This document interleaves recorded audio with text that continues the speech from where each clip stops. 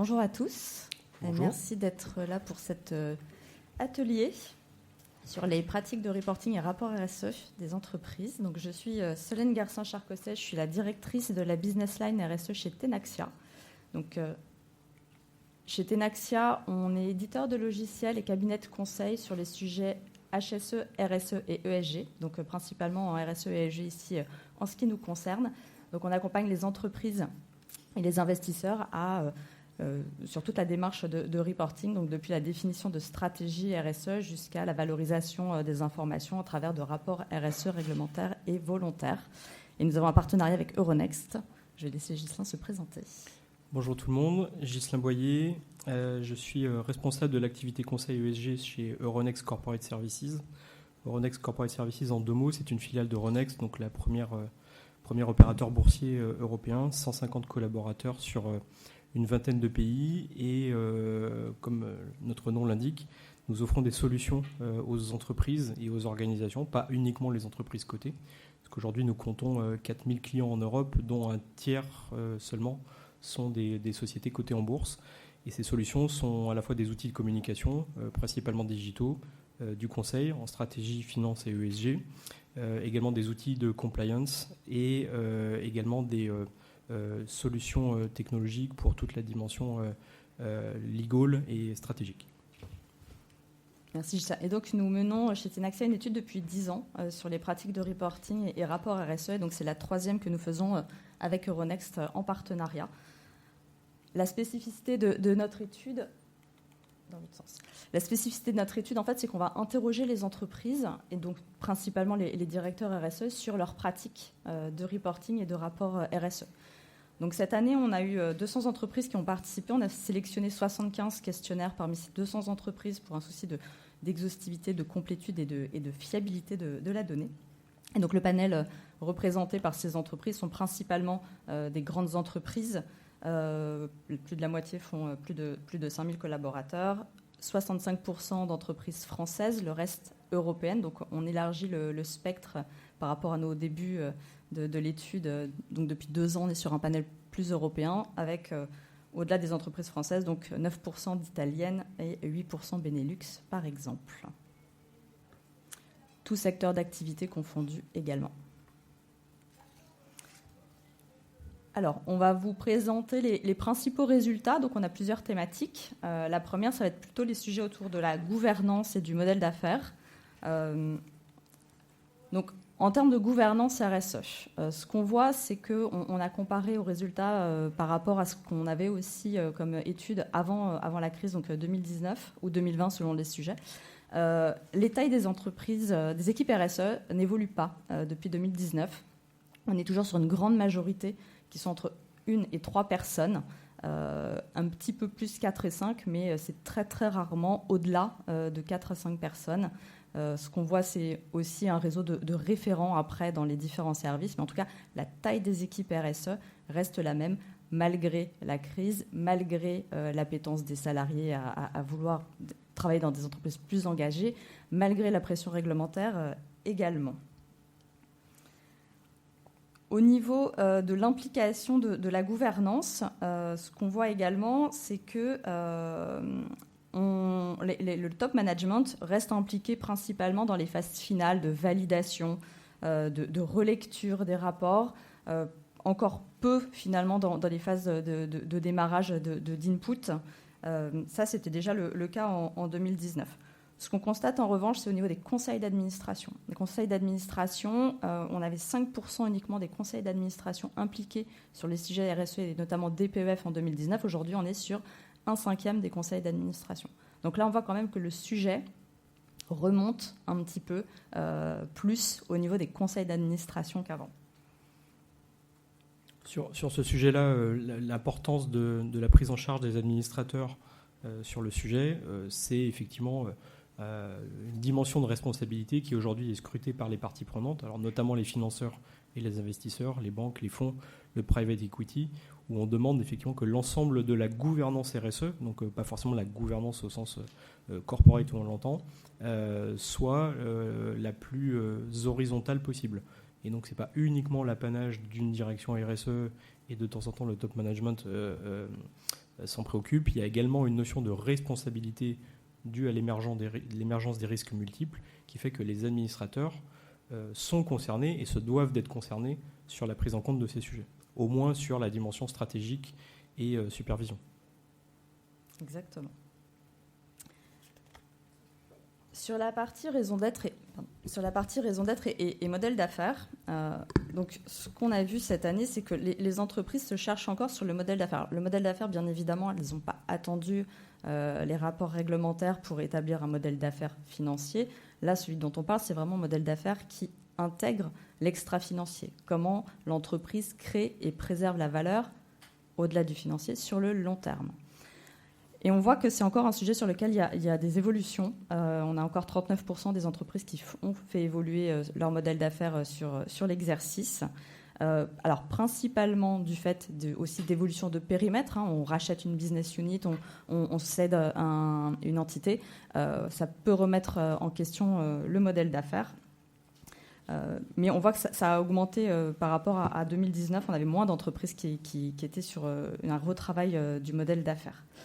Ce qu'on voit aussi, c'est que c'est aussi un sujet, le modèle d'affaires, c'est quand même un sujet clé pour les entreprises. Le comité exécutif, comité de direction s'implique beaucoup plus aussi sur ce sujet cette année. On a eu 81% cette année des entreprises qui ont vu le COMEX CODIR s'impliquer dedans. En 2019, c'était 56% des COMEX. Donc là, on voit que aussi le sujet remonte au niveau COMEX sur finalement la formalisation du modèle d'affaires. C'est eux qui ont le dernier mot sur le sujet. Au niveau de la raison d'être, on a aussi posé la question de où en étaient les entreprises sur la formalisation de la raison d'être. Donc on a aujourd'hui, dans notre panel en tout cas, 71% des entreprises qui ont déclaré avoir formalisé leur raison d'être. C'est une très forte progression parce qu'on avait 39% en 2019 et 41% en 2020. Donc on a pratiquement doublé le nombre d'entreprises qui ont formalisé leur raison d'être. Alors on a pensé que c'était en lien notamment avec la loi Pacte en France. Et donc on a regardé les panels entre France et autres pays européens. En fait, on s'est rendu compte que non, ça ne dépendait pas spécialement du pays. On a le même pourcentage d'entreprises en France ou dans d'autres pays. Et ça ne dépend pas non plus de la taille. On s'est dit que c'était peut-être aussi les grosses entreprises qui s'étaient emparées du sujet. Pas forcément non plus. Donc c'est vraiment un sujet raison d'être qui tient à cœur de beaucoup d'entreprises. On le voit, nous, avec les entreprises qu'on accompagne, notamment les petites entreprises, elles ont vraiment à cœur, dans des entreprises plus petites, familiales, d'avoir une vraie raison d'être pour embarquer les salariés aussi. Sur ce que disait Solène, sur effectivement le nombre d'entreprises qui ont continué à faire évoluer leur modèle d'affaires par rapport aux études précédentes, ça a été aussi assez surprenant en termes de résultats pour nous. Une des explications, pas forcément la seule et rien n'est avéré, mais on peut imaginer effectivement que la période post-Covid qui avait mis en stand-by un certain nombre d'opérations de fusion, d'un certain nombre d'opérations de développement pour les entreprises type ETI ou grandes entreprises, ont réaccéléré ces sujets-là. Comme le pointait Solène, le changement de périmètre devient aussi, pose encore la question du renouvellement du modèle d'affaires. Il y a aussi un autre aspect que l'on voit qui est peut-être plus qualitatif dans l'organisation des entreprises, c'est la fusion entre les thématiques RSE et les thématiques stratégie, où de plus en plus, en fait, dans les entreprises, alors notamment ETI et grandes entreprises, la direction de la stratégie et la direction de la RSE fusionnent. Donc on peut imaginer effectivement que c'est l'occasion de se repencher sur cette logique de modèle d'affaires et pourquoi pas de raison d'être d'entreprise à mission, etc.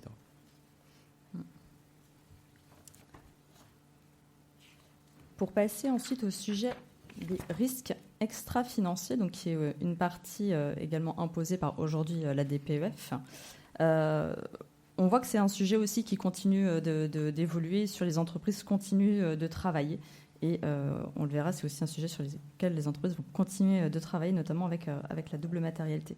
Donc en 2020, on a encore 2/3 des entreprises qui ont mis à jour leur analyse des risques extra-financiers, notamment du fait de changement de méthodologie. On commence à avoir des entreprises qui parlent justement maintenant de double matérialité. On avait encore une grande majorité qui sont sur une analyse de matérialité, donc plutôt analyse financière, où souvent c'est pris aussi sous l'angle de l'importance. Est-ce que les sujets sont importants pour mon entreprise ?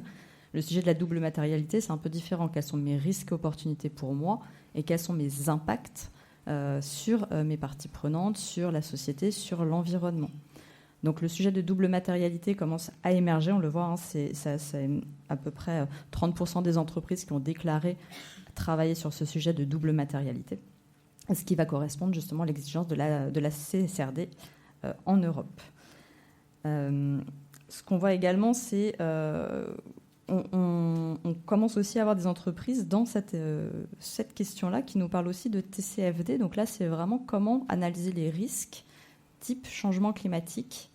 Donc là, vraiment dans une granularité beaucoup plus fine qu'une cartographie des risques classique ou une matrice de double matérialité. Là, on commence vraiment à rentrer dans un niveau de détail un peu plus important. C'est d'ailleurs assez paradoxal, vous le verrez dans les slides suivants, mais le risque climatique, que ce soit du point de vue de la partie prenante ou du point de vue de l'entreprise, est vraiment le sujet numéro 1. On verra également qu'il y a une augmentation de la matérialisation des trajectoires de réduction de gaz à effet de serre, notamment appuyées sur SBTI. Et paradoxalement, la qualité du reporting associé, et il existe un framework qui s'appelle TCFD, est très peu utilisé. Là, pareil, on peut imaginer supposition. Est-ce qu'il y a une question de compétences? Est-ce qu'il y a une question de bande passante? Parce que c'est effectivement une granularité de données qui est très chronophage et très complexe. Donc on peut imaginer effectivement qu'il y a pas mal d'explications au fait que le reporting TCFD soit si peu utilisé, alors que, comme vous l'avez vu en préambule, dans les répondants à cette étude, on a quand même plutôt des ETI et des grandes entreprises. Oui, mais c'est vrai que la question de toute façon du risque extra-financier, comme je le disais, avec la CSRD va devenir un sujet de travail important pour les entreprises sur les prochaines années, entre celles qui sont déjà soumises à la DPEF qui vont devoir publier très prochainement un rapport CSRD ou celles qui ont un petit peu plus de temps, mais c'est un sujet important. On attend les publications de l'Europe sur le sujet en novembre, en espérant avoir une version à peu près finale sur quelle méthodologie utiliser exactement. Alors, les résultats de ces analyses des risques, donc ce qu'on voit, c'est que on est sur des entreprises qui restent sur des grands maximum 15 risques extra-financiers. Ça, c'est important parce que c'est vrai que pour les entreprises, au-delà, ça commence à être compliqué de se focaliser pour vraiment prendre en compte le sujet.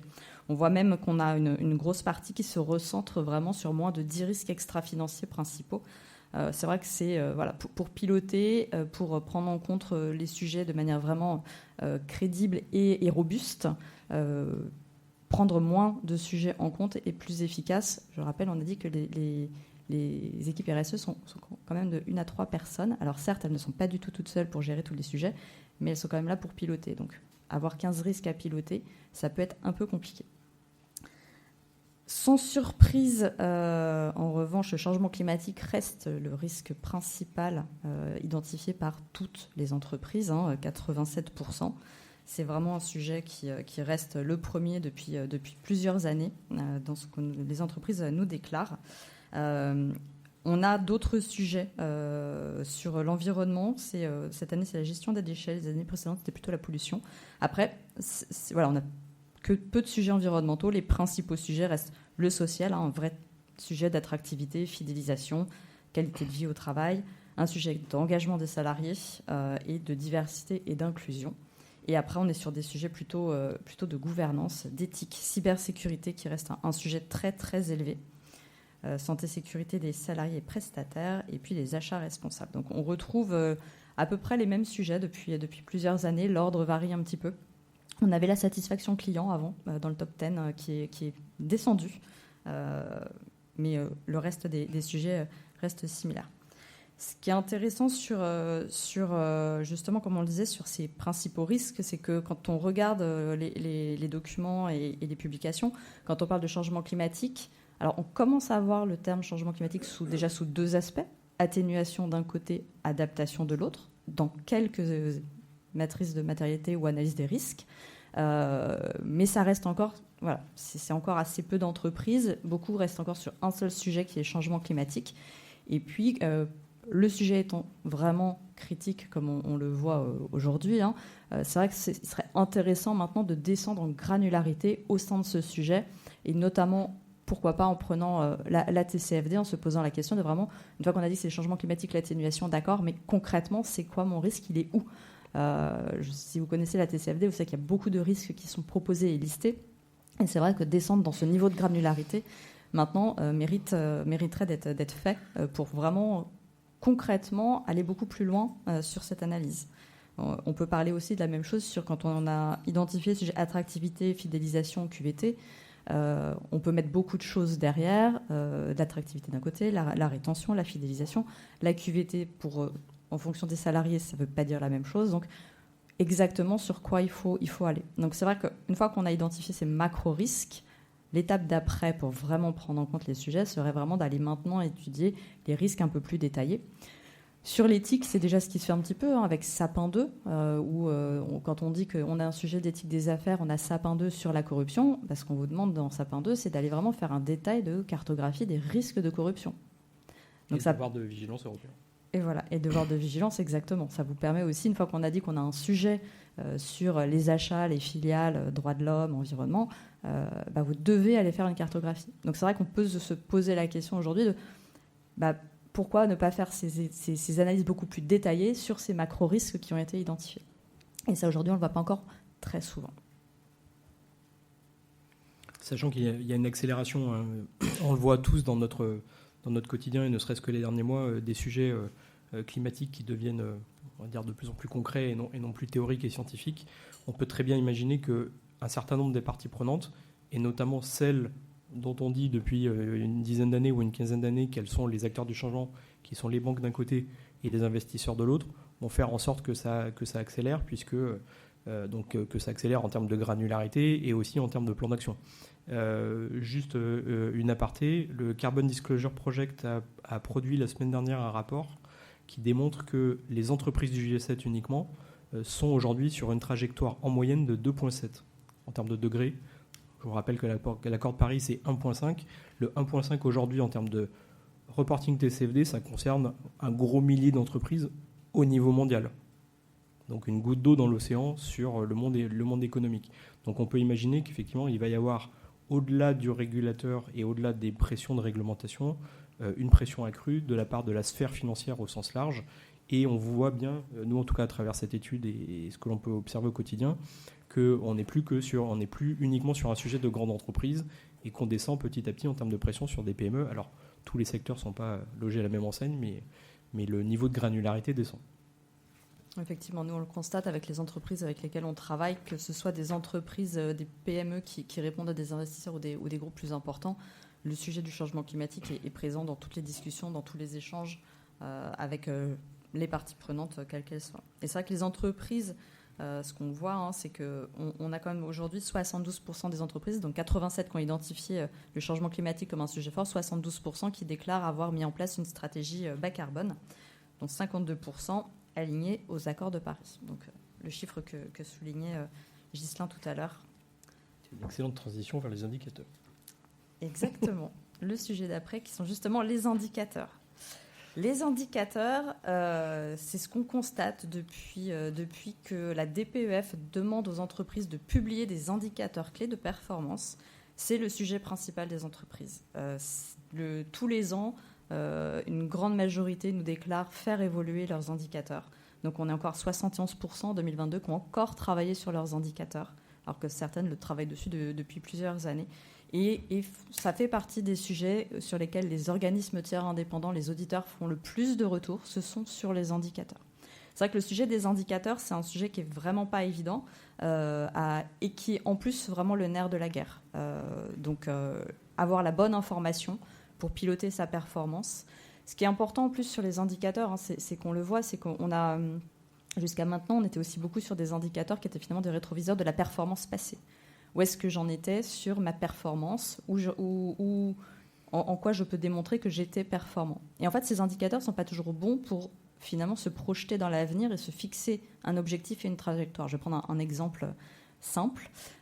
Si on parle de l'engagement des salariés, un bon indicateur de performance passée, c'est l'ancienneté. Donc on va dire, voilà, moi j'ai 9 ans d'ancienneté dans mon entreprise, ça veut dire que quand même c'est un indicateur de performance, les gens sont contents, ils restent dans l'entreprise. Est-ce qu'on veut se fixer un objectif d'amélioration sur une ancienneté ? Est-ce que ça a vraiment du sens ? Est-ce qu'on peut vraiment travailler directement sur l'ancienneté ? Non. En fait, on va travailler sur beaucoup d'autres indicateurs. Et donc, en fait, il y a vraiment un travail entre passer de l'indicateur de performance passée à vision future, objectif, trajectoire. Parce qu'une fois aussi qu'on a défini un objectif, quelle est la trajectoire qu'on va se fixer ? Et c'est en travaillant sur ces sujets que les entreprises, finalement, se rendent compte que, finalement, on n'était peut-être pas sur le bon indicateur. C'était peut-être pas le bon sujet. Et donc, on retravaille et on continue à travailler.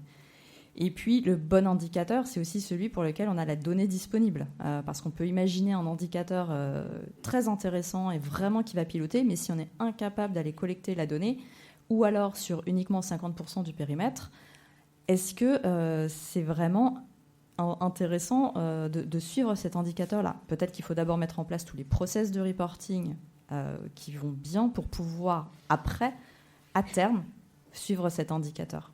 Mais on a vraiment des sujets sur les indicateurs de capacité des entreprises à bien suivre les indicateurs. Et donc effectivement, les KPI, on le voit dans le graphique de gauche, on a un tiers des entreprises qui ont un KPI par... C'est pas le bon. C'est pas le bon, pardon. Merci. Un tiers des entreprises qui ont un KPI par risque, pour piloter un risque. On en a quand même plus de 57% qui sont entre 2 et 5 indicateurs par risque. Alors c'est vrai que ce que demande la DPEF, et c'est vrai que pour être plus efficace, parce que même pour remonter ça en comité de direction, quand vous avez 5 indicateurs pour chaque risque et que vous avez 15 risques, ça commence à faire beaucoup pour piloter. Donc l'idéal, c'est vraiment d'avoir moins d'indicateurs, mais beaucoup plus efficaces. Mais on le voit dans le constat, c'est pas évident pour les entreprises à travailler dessus. Là encore, pour faire le parallèle avec le monde de la finance, ne serait-ce que dans le monde du private equity ou tout simplement du financement, on voit que la nécessité d'avoir des indicateurs pour piloter, notamment de la part de la banque, notamment de la part du fonds, qui vont venir questionner l'entreprise ou ses filiales, est croissant. Je vous donne un exemple. En Europe, il y a 2 ans, les crédits octroyés aux entreprises, toute taille d'entreprise confondue, toute taille de crédit confondus, qui intégraient des facteurs extra-financiers, c'était 5% du nombre de crédits alloués au niveau européen. L'année dernière, c'était 25%. Cette année, on s'attend à ce que ce soit 35 à 40%. Donc on peut imaginer qu'effectivement, cette dimension d'indicateurs extra-financiers appliqués à l'octroi ou non d'une ligne de crédit à une entreprise, quelle qu'elle soit, va devenir la norme dans les 5-6 ans qui viennent, en termes de développement. Et donc on voit bien que derrière, la mécanique qui se met en place, c'est cette notion de reporting. Donc, comme le disait Solène, reporter pour reporter, ça a vite ses limites. C'est pour ça qu'on parle de plus en plus de pilotage d'une performance RSE. Et cette performance RSE doit du coup être matérialisée par des indicateurs et des KPI associés qui sont utiles pour l'entreprise, bien évidemment, et en premier lieu, mais aussi pour ses parties prenantes et notamment sur la partie financement. Oui, nous, on travaille aujourd'hui avec une entreprise. C'est vrai qu'on le voit quand les entreprises cherchent à avoir des prêts indexés auprès des banques. Les banques challenge vraiment les entreprises sur les indicateurs. Les banques ne choisissent pas juste le premier indicateur proposé par l'entreprise, mais cherchent vraiment à ce que l'indicateur soit vraiment en lien avec la matérialité des sujets et que ce soit un vrai challenge pour l'entreprise, alors que ce soit bien évidemment atteignable, mais que ce soit quand même ambitieux et robuste. Donc le sujet des indicateurs devient vraiment le sujet vraiment clé pour les entreprises. Et puis, comme je disais, c'est aussi le sujet sur lequel il y a le plus de retours des organismes tiers indépendants, que ce soit l'exhaustivité, la définition de l'indicateur, le périmètre couvert, etc., etc. Sur ce point-là, on peut s'attendre aussi à une montée en puissance, si on peut dire, de la part des OTI, des auditeurs avec la future CSRD, puisque les entreprises qui seront soumises à la CSRD, un peu plus de 50 000 en Europe, auront cette obligation de faire valider, de faire auditer la partie rapport RSE de leur URD, de leur rapport annuel, de leur rapport de gestion. Donc on peut imaginer qu'il va y avoir aussi une montée en puissance des OTI qui vont eux-mêmes devoir rendre des comptes en termes de qualité et de quantité à leurs propres régulateurs. Donc on peut imaginer que tout ça va créer un cercle vertueux ou vicieux, je vous laisse apprécier, en termes de pression sur les entreprises. Et puis une pression aussi, on parlait des banques. Les banques aussi aujourd'hui ont des comptes à rendre. Et donc on voit aussi de plus en plus de banques interroger leurs clients, entreprises, sur des indicateurs. Donc c'est assez récent, hein, ça date de cette année, mais les banques maintenant ont besoin d'avoir des informations sur les entreprises. Donc encore une fois, sur des indicateurs. Donc les entreprises doivent répondre à des investisseurs, à des banques, à différentes parties prenantes, à la réglementation sur ces sujets d'indicateurs. Donc c'est là qu'on voit que le sujet commence à être vraiment pris en compte. Cette année, 100% des entreprises nous ont répondu quand même que les sujets des indicateurs remontaient en COMEX et CODIR. En 2019, c'était 75% des entreprises. Donc là, on voit qu'il y a vraiment une unanimité au niveau des comités de direction et COMEX sur l'importance de ces sujets. Ça rentre, hein, vous le voyez d'un point de vue médiatique, mais ça rentre aussi dans les éléments de rémunération des top management, voire des principaux dirigeants, cadres et dirigeants dans les organisations. Donc il est aussi quelque part assez logique qu'à partir du moment où l'entreprise se fixe des indicateurs, que ces indicateurs soient liés à une performance et que si cette performance implique des rémunérations variables, on les suive. Donc ça paraît assez logique de dire ça, mais c'était un peu les incohérences des années précédentes. Et on observe encore, nous, dans notre quotidien avec Solène, des entreprises qui se fixent des indicateurs de performance RSE à leur management ou à leur cadre, et pour autant ne les suivent pas, ce qui pose quand même un petit problème. Exactement. Au niveau des indicateurs, donc on a regardé aussi, on a posé la question des référentiels qui étaient utilisés. Donc là, on a beaucoup plus d'entreprises qui utilisent des référentiels. On a 86% des entreprises. En 2019, c'était seulement 50% des entreprises qui utilisaient des référentiels. Le principal étant aujourd'hui les GRI. On verra l'évolution avec la CSRD et les indicateurs obligatoires qui vont être demandés. Est-ce que ça va venir en complément les référentiels type GRI? Est-ce que ça va venir remplacer? Donc ça, c'est une question. Et puis, on voit aussi une montée de SASB. Alors SASB, je ne sais pas si vous connaissez, c'est un référentiel américain qui est aussi qui monte aussi, qui était très peu utilisé il y a en 2019, elles étaient 4%. C'est ça. Aujourd'hui, c'est 20%, 28%. Sur les outils de collecte, on constate que les entreprises utilisent encore à 36% Excel seulement pour collecter les informations. Donc là, ça veut dire que 36% des entreprises utilisent Excel, ce qui met toujours en question la fiabilité de la donnée, la robustesse de la donnée, comment vérifier les données, le suivi, la traçabilité. C'est vrai que les auditeurs ne sont pas toujours très fans d'Excel.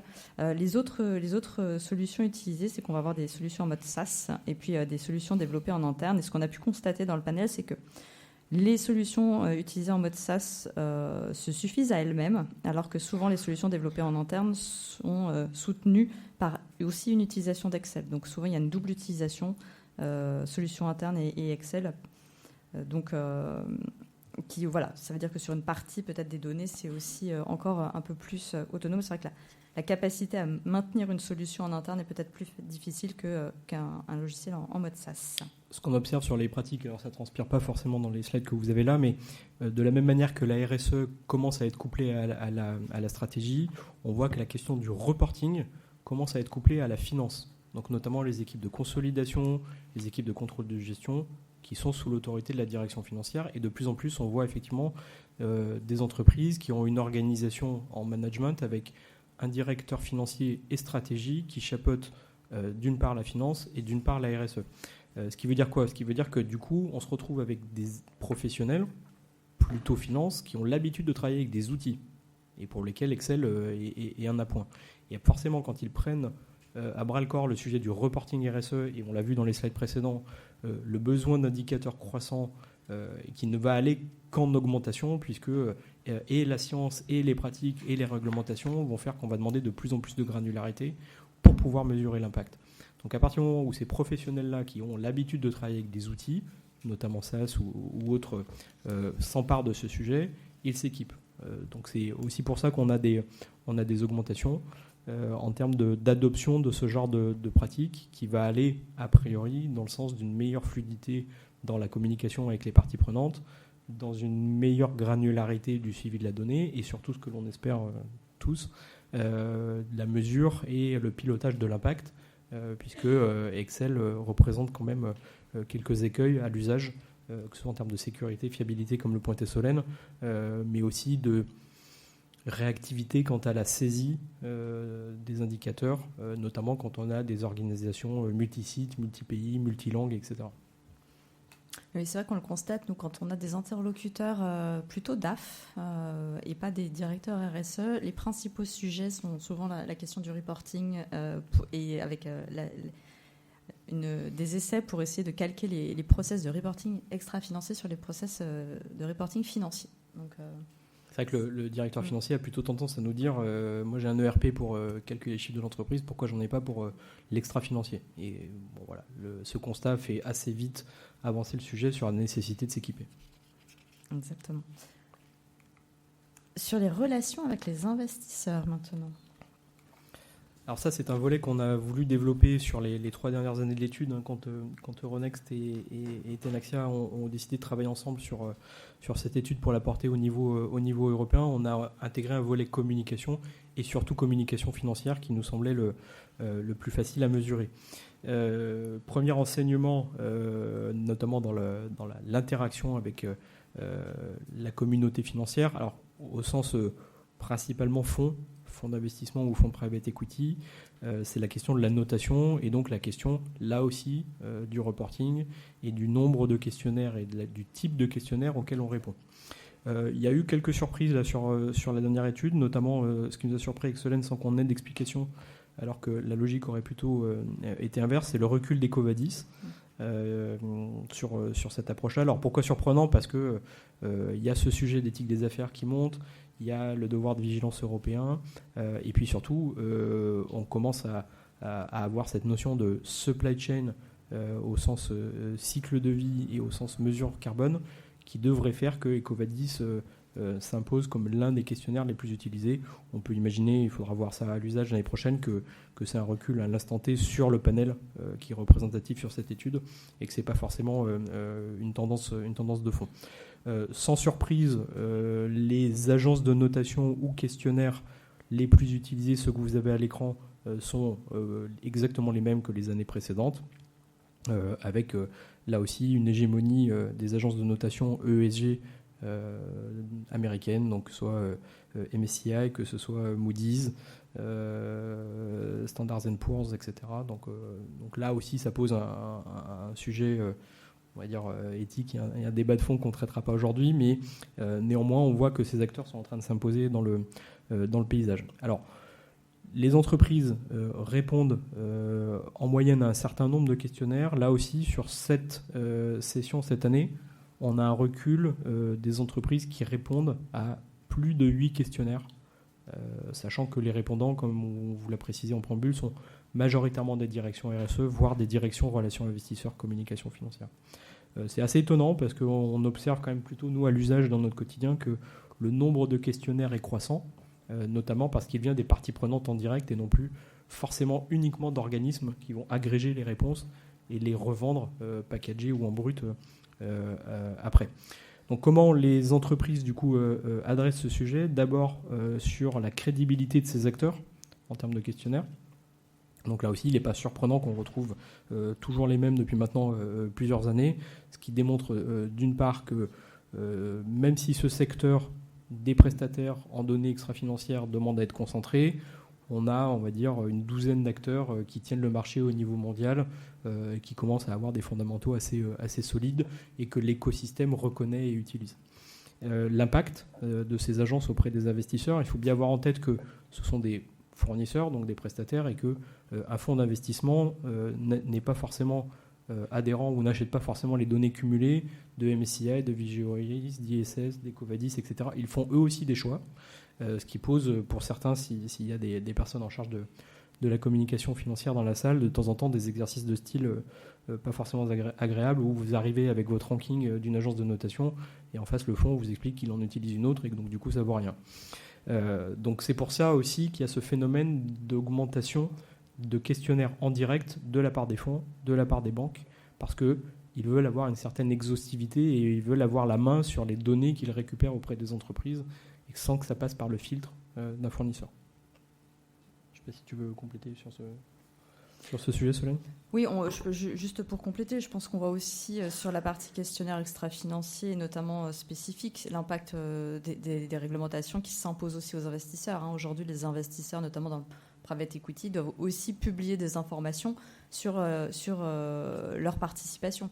Donc, que ce soit en France avec la loi énergie-climat, l'article 29, ou au niveau européen avec le règlement disclosure, les entreprises, même celles qui n'auraient pas forcément vocation à répondre à des agences de notation extra-financière, aujourd'hui répondent en direct à leurs investisseurs sur un certain nombre de questionnaires. On a vu dans les slides précédents donc les indicateurs que les entreprises s'attachent à reporter. Est-ce que ça cadre avec les thématiques d'investissement et aussi les propres indicateurs que recherchent les investisseurs? Sans surprise, oui, et tant mieux.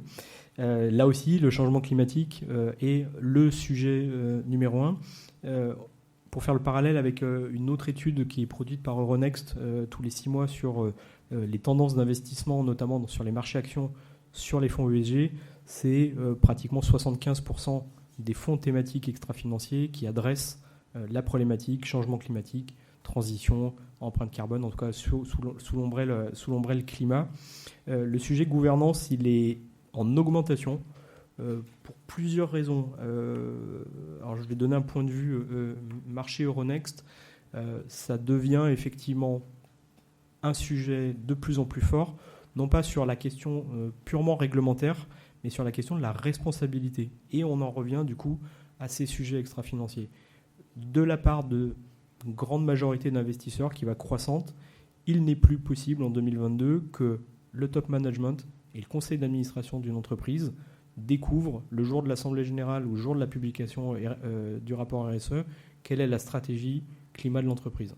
Je caricature, mais il suffit de voir les rapports d'engagement des grands financiers mondiaux, BlackRock, Amundi, BNP, et leur activisme ou actionnariat engagé, vous l'appelez comme vous voulez, au moment des assemblées générales sur le non-renouvellement ou sur les oppositions à la structure du conseil d'administration ou à la rémunération du management liée à des indicateurs de performance extra-financière.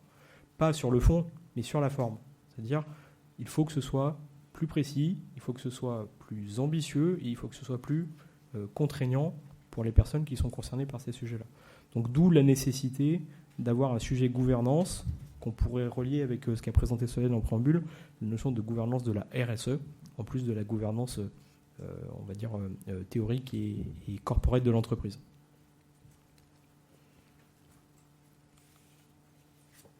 Sur la partie après, retour des agences. Ouais.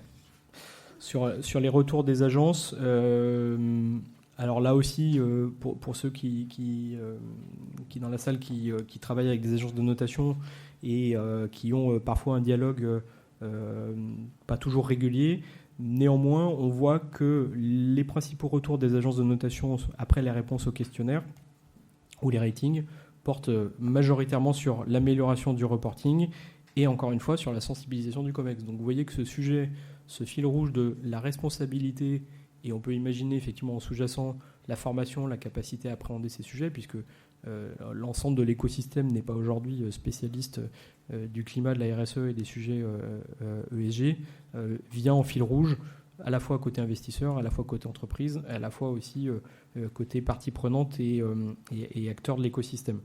L'intégration dans les outils de communication, ça monte assez fort, à savoir...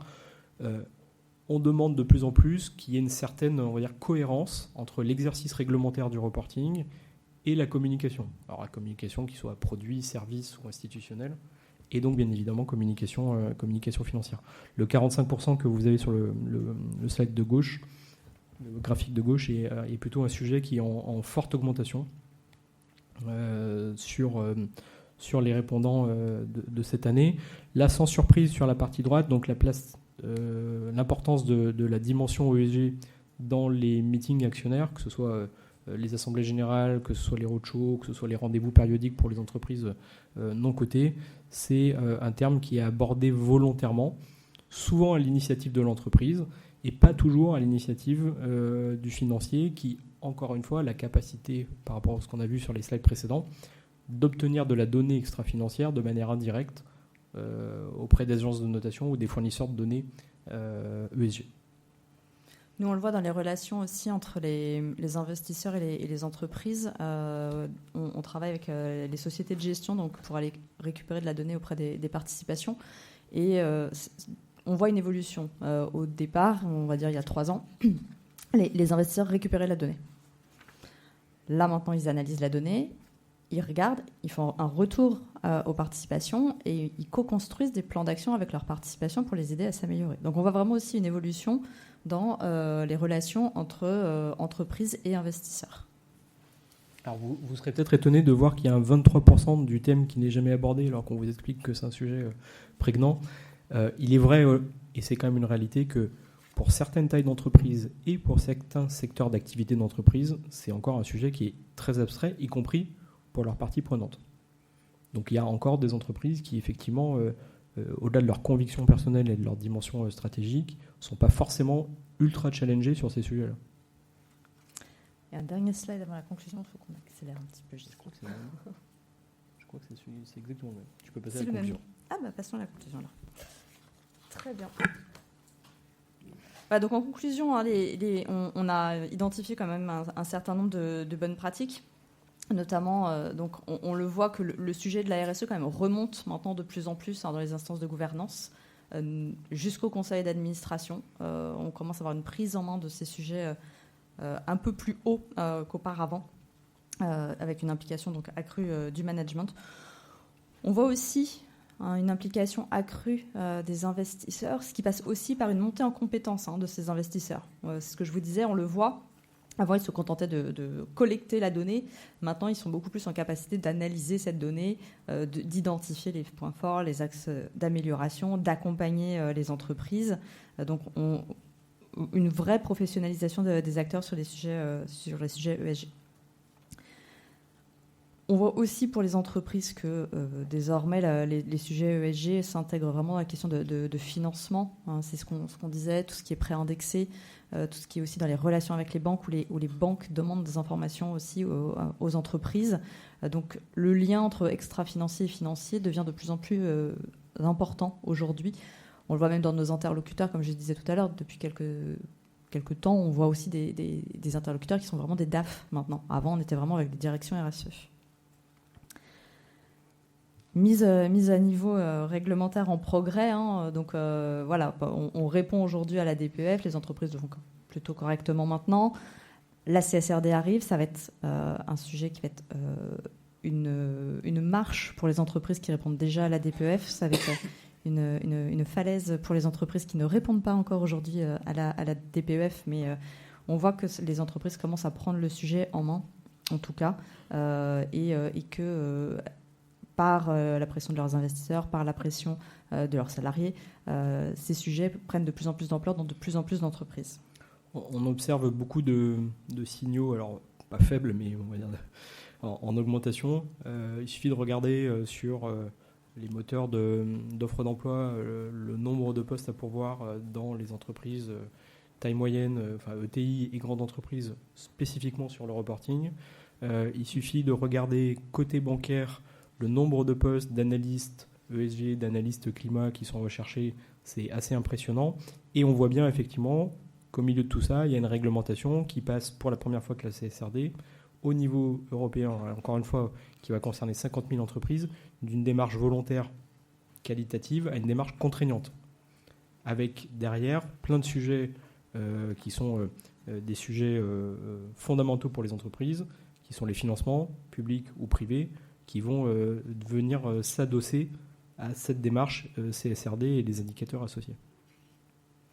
Voilà, et au niveau des principaux freins ou obstacles, ce qu'on a dit aussi tout à l'heure, c'est qu'on voit que le sujet quand même prend beaucoup d'ampleur, mais les équipes RSE restent de la même taille. Elles n'évoluent pas. On est toujours sur une majorité de vraiment petites équipes, alors certes avec des référents et des relais dans d'autres services, mais toujours des petites équipes. La réglementation, on en a parlé, qui est croissante, et pourtant, on attend toujours des publications. Donc c'est vrai que ce n'est pas forcément évident pour les entreprises pour s'organiser, sachant qu'elles vont avoir donc, des étapes très prochainement, mais on ne sait pas encore précisément comment. Les enjeux, on en a parlé aussi autour de tout ce qui est KPI, data. Ça, c'est une des clés du sujet. La CSRD va renforcer encore plus l'importance de ces sujets. C'est le sujet dans les relations investisseurs, c'est le sujet dans les relations avec les banques. Donc, c'est vraiment le sujet principal. Et puis, on voit aussi la définition des risques et des impacts, et notamment de ceux qui sont matériels, qui est encore flou pour les entreprises, pour la réglementation également. Alors, ce qui conduit, je fais une aparté là-dessus, ce qui conduit quand même à, non pas une montée en puissance, mais en tout cas une prise de conscience encore plus grande sur les sujets de greenwashing, qu'ils soient volontaires ou qu'ils soient faits en sans arrière-pensée par les organisations. Le fait de ne pas être capable de matérialiser ou de rendre concret un risque ou un impact, effectivement, ça pose la question dans la communication, la publicité, les prises de parole. Là aussi, il suffit de se promener sur les réseaux sociaux pour voir qu'il y a une montée en puissance de la problématique liée au sujet du greenwashing et qu'un certain nombre de parties prenantes, ONG, citoyens, etc., s'en emparent. Exactement, c'était le mot de conclusion. Alors, nous avons un peu dépassé. Je ne sais pas si on a le temps de prendre une question ou pas du tout. Non, on me dit non. Désolée. Nous serons sur le stand si vous voulez venir nous poser les questions sur le stand. Excusez-nous pour le temps.